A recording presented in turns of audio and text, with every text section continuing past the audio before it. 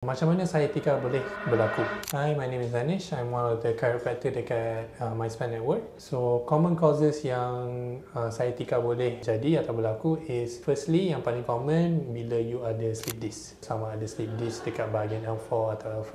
Bila disc tu dia tersepit atau tersentuh dekat saraf tu boleh jadi bengkak, and bengkak tu boleh merebak ke bawah kaki. So, bila saraf tu tersentuh, signal nak pergi ke bawah kaki tu dia akan jadi lemah. And bila lemah, sometimes badan kita ni dia akan interpret benda ni sebagai sakit. Now, second cause of sciatica yang mungkin a lot of people yang tak tahu, mungkin dia datang daripada muscle tightness. Specifically the piriformis punya otot. Bila piriformis ni dia ketat, dekat bawah piriformis tu adalah you punya sciatic nerve. Now, bila you punya muscle ni sentuh dekat sciatic nerve tu, sama juga dia akan jadi bengkak, and sakit tu boleh merebak ke bawah kaki. Kalau you guys betul-betul nak check sama ada you guys ada sciatica ataupun benda yang lain, datang consult dengan kami di MySpan Network. Follow dan share this video.